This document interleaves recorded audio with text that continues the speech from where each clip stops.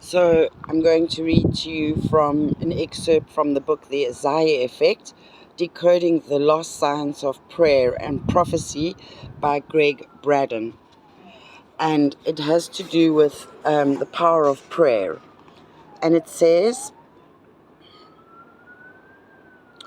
"The seed of a plant is whole and complete unto itself. Under the right conditions, a seed may exist for hundreds of years simply as a seed. A rigid shell protecting a greater possibility. Only in the presence of," he says water, but I want to use my own words to say under the right circumstances, will the seed realize the greatest expression of its life. We are like those seeds.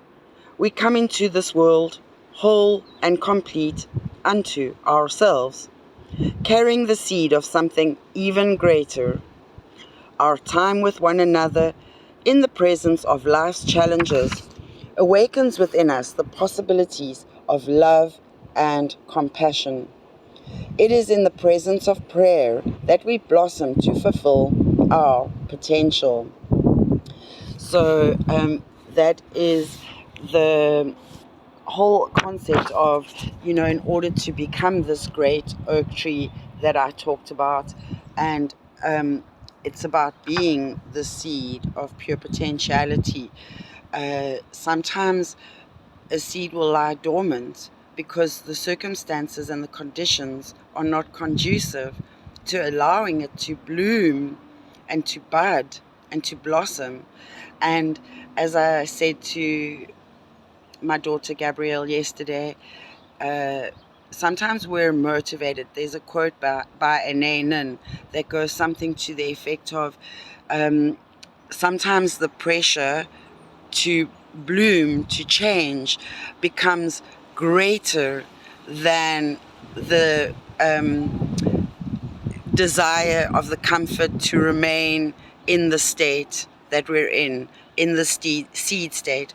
So perhaps the zeitgeist currently is you recognizing your potential and the seed of potential within yourself, within your environment, within whatever life, and perhaps you are able to take your blinkers off and scope things a little broader.